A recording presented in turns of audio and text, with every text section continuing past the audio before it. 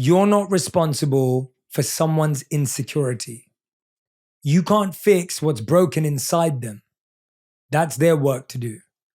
You're not responsible for their unrealistic expectations. You decide your limits, not their impossible standards. You're not responsible for their misplaced anger. Their reaction isn't your fault. Don't hold on to guilt that isn't yours. The #1 health and wellness podcast. Jay Shetty. Jay Shetty. The one, the only Jay Shetty. Hey everyone, welcome back to On Purpose, the place you come to listen, learn, and grow. I'm your host, Jay Shetty, and today we're talking about the things you're not responsible for. I don't know about you, but I feel like we all carry and feel responsible for more than we can hold. Sometimes the weight feels so heavy and we're trying to carry our parents' expectations. We're trying to carry the responsibilities that we have on a day-to-day basis. We're trying to carry people's emotions and feelings and pain. And it can often feel like it's just weighing so heavy. And at the end of trying to carry all of this, you just feel like falling and breaking down. I'm sure you felt the same way, where you feel like the weight you're carrying is getting heavier every single year. And the weight of people's expectations, opinions, obligations, whatever it may be, never ever stops. In fact, it just continues to grow and accelerate as time goes on. As you listen to this episode today, I want it to be freeing. I want you to feel lighter. I want you to feel liberated. As you listen to this episode, I want you to feel like you can actually move and think and have space to create. Because what we don't realize is when we feel responsible for things that we don't need to be responsible for, we are blocked. Our creativity is blocked. Our passions are blocked. Our time is blocked. So much of our intuition is blocked because we're making space and room for everything else. So the first thing that I want to talk about, the first thing you're not responsible for is other people's feelings. You can respect them, but their emotional reactions aren't yours to carry or fix. You can be kind to people, but people will still feel hurt. You can be present with people, but they can still feel distant. You can be thoughtful, but people will still feel unheard. You are not responsible for other people's feelings. I remember being that person where I would overanalyze every text, every email, every message, every interaction to say things perfectly, to say things in a way that there would be no opportunity for misinterpretation or fallout. And guess what? People were still upset. People were still hurt. Not because I wanted them to be hurt. If anything, I was trying to avoid that. But I found that I'm not responsible for other people's feelings. If someone wants to be hurt, they'll be hurt no matter what you say. If someone wants to be mad at you, they'll be mad at you no matter what you say. If someone wants to feel upset with you, they'll feel upset with you no matter what you say or do. If someone has made their mind up about how they feel about you, there is nothing you can do to fix it. You can be kind, you can be respectful, you can try, but you can't be responsible for their feelings. Because why? If you're responsible for their feelings, your time, your energy starts to follow theirs. If they're in a good mood, you're in a good mood. If they're in a bad mood, you're in a bad mood. If they're high energy, you're high energy. If they're low energy, you're low energy. Constantly, we feel our highs and lows are mirroring the highs and lows of the person we're tied to. Often the hardest people to do this with is our parents. We feel responsible for our parents' feelings. So when your parents going through something really, really difficult, maybe they're going through a transition, maybe they're going through a shift or a change, and all of a sudden, not only are you constantly thinking about their feelings, you feel responsible for them. You feel it's your job to make today a great day for them. You try and change everything. You change your whole routine. You call them first thing in the morning. You put aside other tasks. And by the way, this is all well-intentioned. And it's a beautiful act of love. But what we don't realize is we haven't helped them develop the emotional skills and tools they need. You're trying to be a mood shifter, a mood changer for that person rather than putting the control in their hand. It's almost like saying, hey, I'll decide what to watch tonight. Hey, I'll decide what to order tonight. And sure, it can be great to create that space in the short term, but long term, the goal is to equip that person with the ability to make choices about their own feelings. Trust me when I say this. This is not about being hard-hearted. It's not about not caring. It's not about not loving someone you really, really love.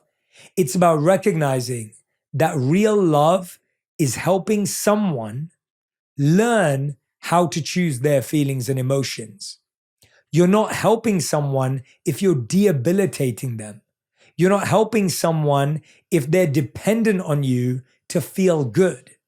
If someone's dependent on you to feel good, you have not helped them, you've stalled them.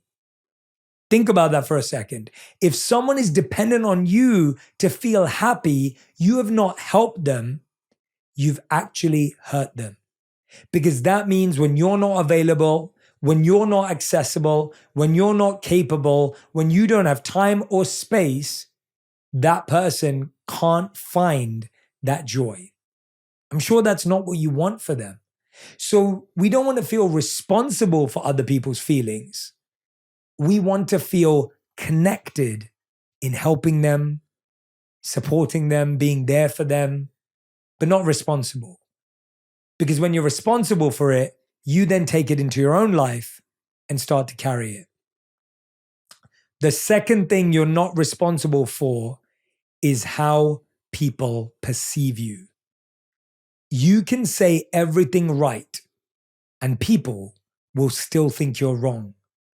You can speak the truth, and people will still think you're lying. You can try to explain yourself, and people will still misunderstand you. You are not responsible for how people perceive you. They might base it off a first impression, something someone else said, something they heard. If someone chooses to perceive you based on another person's opinion of you, that means they don't want to get to know you. Let me say that again. If someone bases their perception of you based on how another person perceives you, they don't actually want to get to know you. If someone told you that someone else was lazy, disorganized, and you take their word for it, it means you don't want to make the time or the energy to actually get to know that person. Because chances are, if you did get to know them, you might realize that just like all of us, they're lazy in some ways, but they're organized in other ways. So if we're using people as our shortcuts to learn about people, then guess what? We don't want to deeply get to know that person.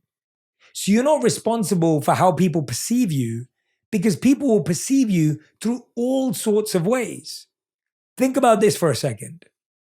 What's the one word someone would use to describe you if they saw you but didn't speak to you? Second question, how would someone describe you in one word if they spoke to you for a few minutes? Now, imagine if someone spoke to you for a few hours. I'm guessing there's a big difference in how someone perceives you when they see you and don't speak to you, when they speak to you for a few minutes, and when they speak to you for a few hours. That's definitely true for me. right? I feel like if someone saw me, they may have a certain perception. If someone spoke to me for a few minutes, they'll have another perception. And if someone spent hours or months or years with me, they'll have a different perception. How can you possibly be responsible for how people perceive you when the way people see you is the way they see the world? The way people see you is how they often look at themselves. The way people see you is how they've felt seen or unseen in the past. The way people see you is based on someone else they met that was kind of like you. There are so many touch points as to how someone deciphers and decides how they perceive you. You could try and be really nice, and someone will say they're trying too hard. You could be a little standoffish, and people will say, oh, they're really distant and absent. You could try and be really interested and curious, and people will say they ask too many questions. You could be a little more introverted, and people say, oh, well, they suck the energy out of the room. How people perceive your silence is different. Some people perceive it as a strength, as a power. Some people perceive it as a weakness. I really understood this when I lived in the monastery and we were exposed to this idea of humility. And humility was seen as the number one quality that humans could aspire for. But today, when people demonstrate humility, people often think of it as low self-esteem, or they think of it as low self-worth.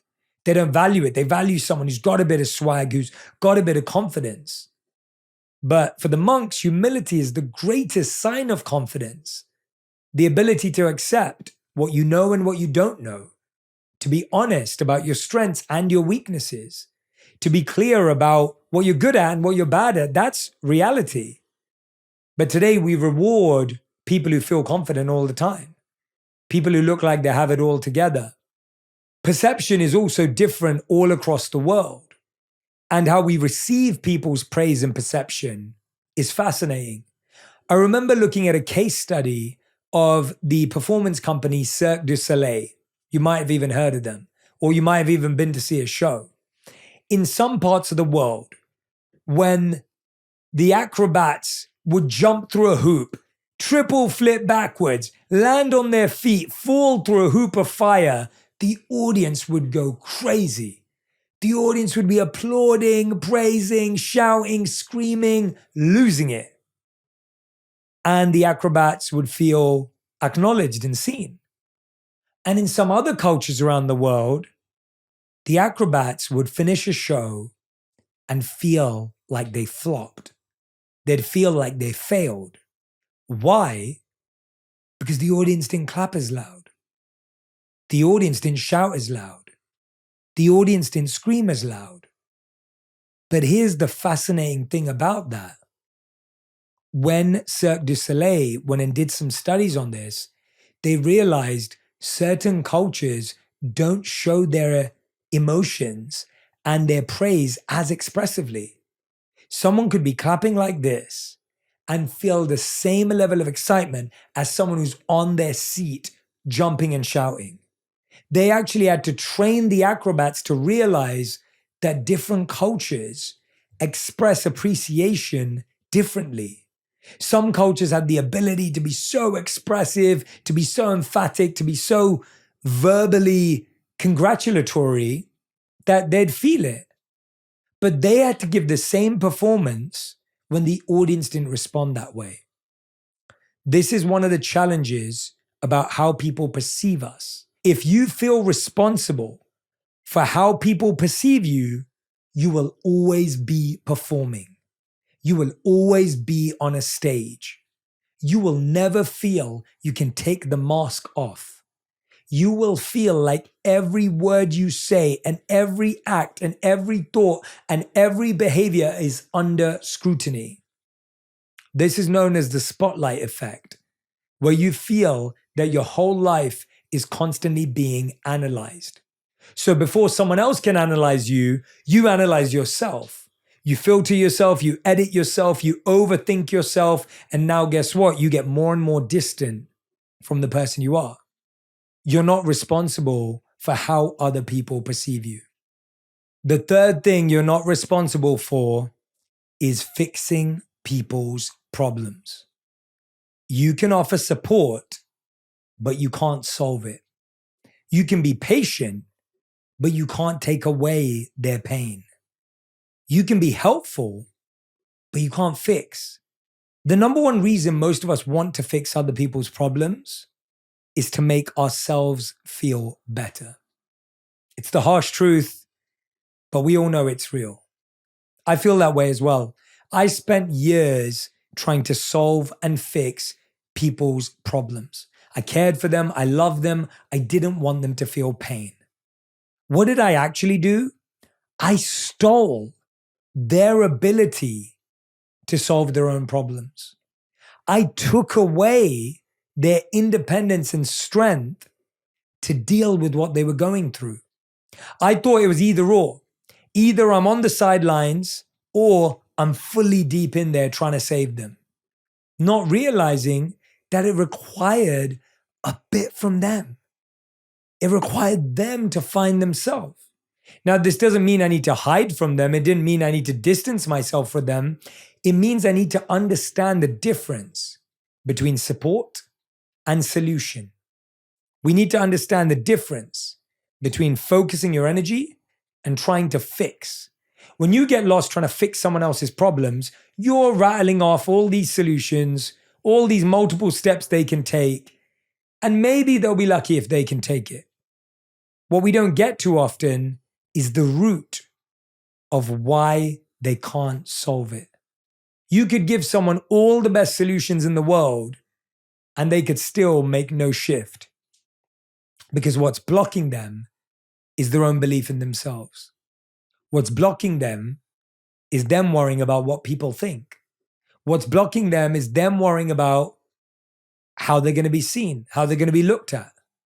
I was talking to a friend the other day, and it dawned on me how many people are scared to put up a post or a video or a piece of content because they're worried about what their friends will think. You can fix their problem by solving it, sending them all the videos, giving them advice, whatever it may be. But that's the root of their issue.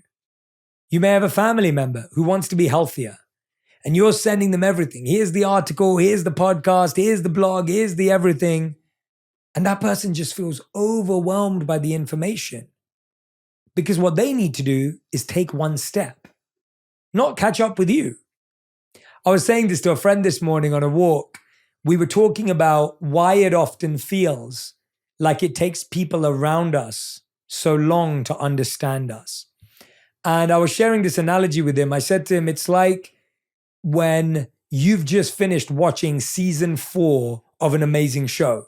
And you're telling all your friends, hey, you need to watch this show. It's amazing. I love it. It's incredible. And now they've got to spend all that time catching up. So you're at season 4, you've finished it, and they're at season 1. And not everyone is going to go on that journey with you. So you're not responsible to fix everyone's problems. You can only tell them what could work, but you can't fix it. That person has to watch the show, right? That person has to make the time. The person has to commit to all the episodes of the show, and that's entertainment, let alone growth. So I can't fix it. I can't solve it for you. You have to put in work.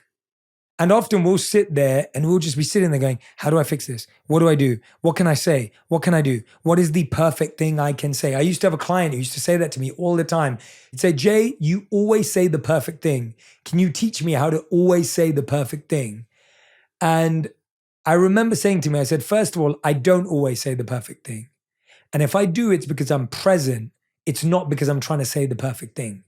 You don't say the right thing because you're trying to say the right thing. You say the right thing because you're so conscious, aligned, and present in that moment that you can truly resonate with that person. Number 4, you are not responsible for living up to others' expectations. Because guess what? You never will. Even if you try. to live up to other people's expectations, you never will. You will let people down.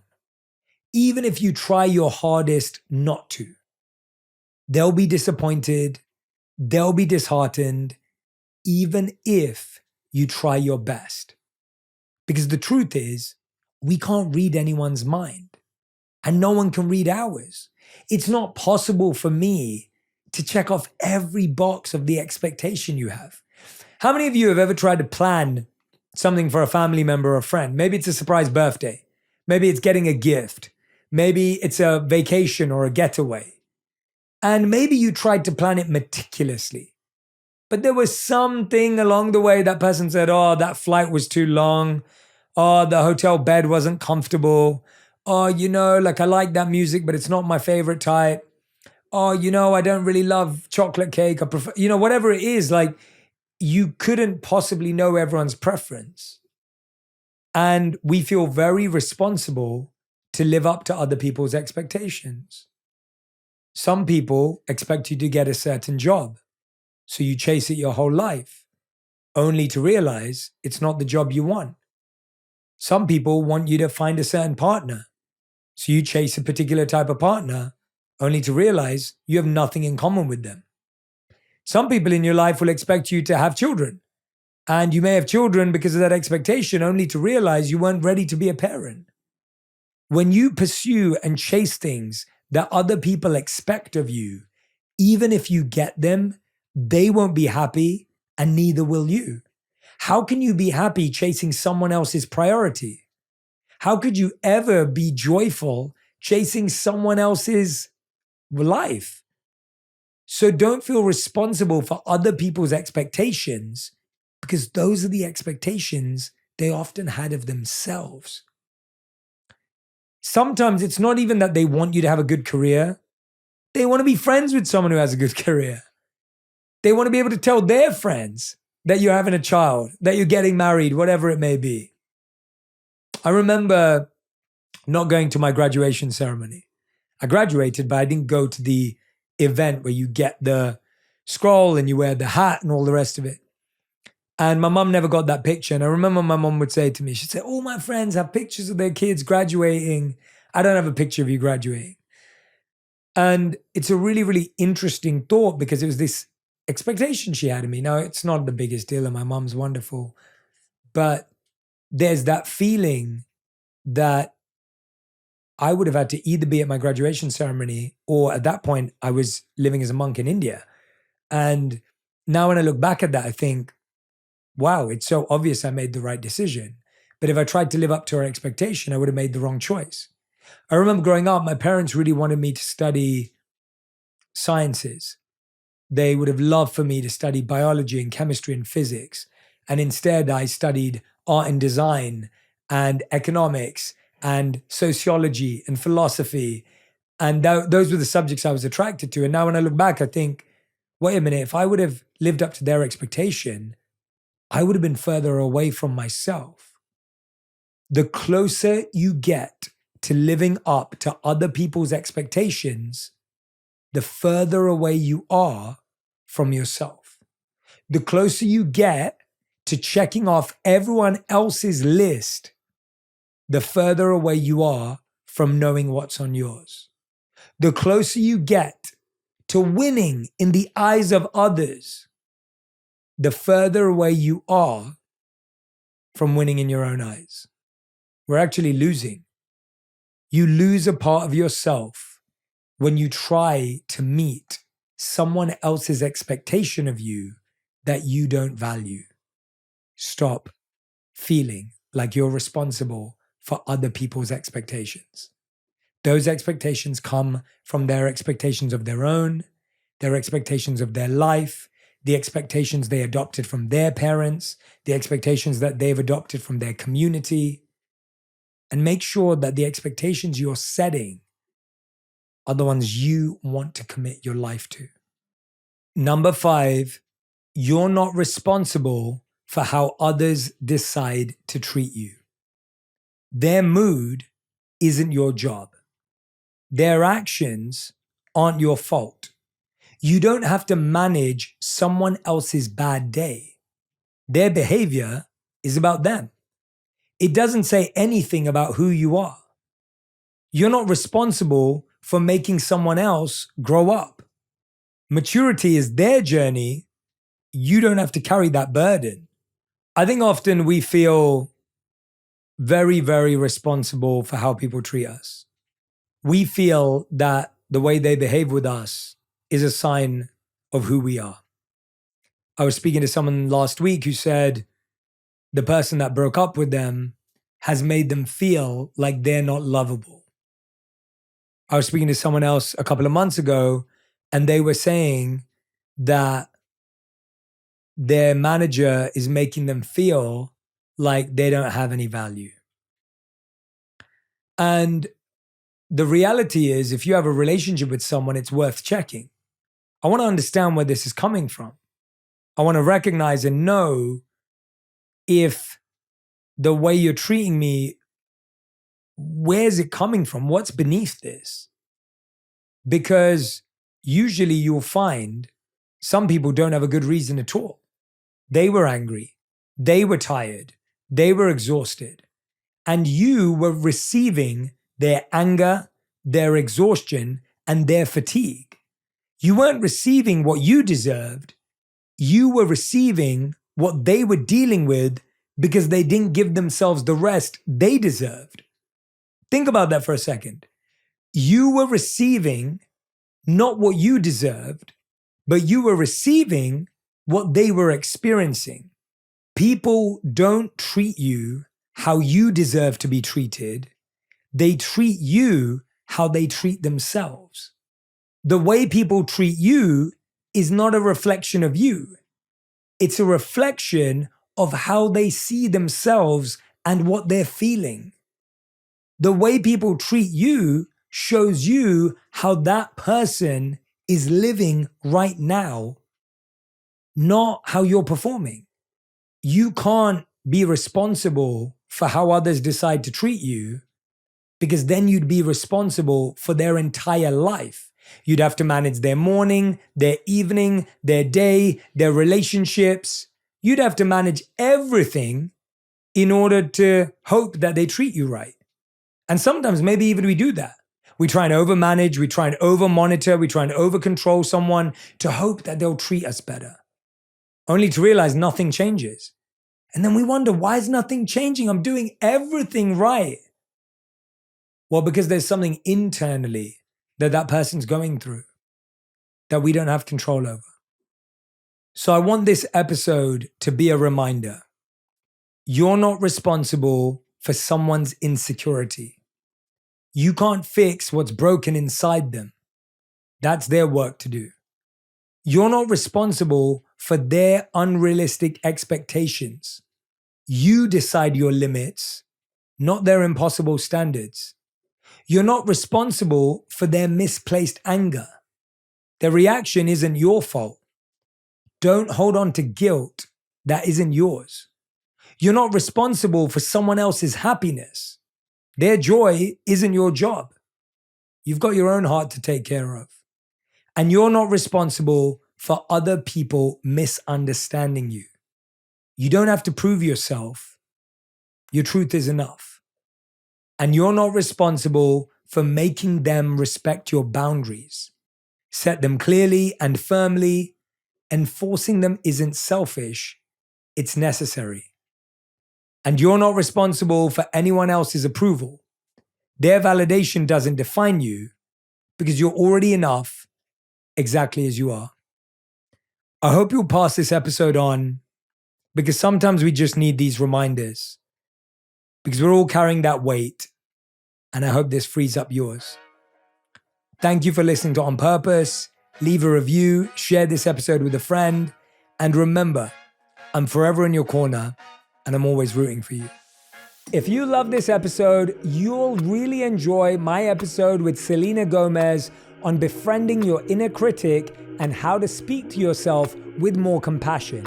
My fears are only going to continue to show me what I'm capable of. The more that I face my fears, the more that I feel I'm gaining strength, I'm gaining wisdom, and I just want to keep doing that.